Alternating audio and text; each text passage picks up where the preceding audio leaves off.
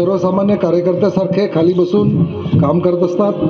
त्यांच्या कष्टाशिवाय आणि त्यांच्या एकंदरीत कार्यकर्त्याच्या स्वभावाशिवाय हा कार्यक्रम संपूर्ण यशस्वी होऊ शकत नाही। म्हणून आम्ही संपूर्ण मंडळाचे कार्यकर्ते मिळून त्यांचा आदरपूर्वक सत्कार करीत आहोत।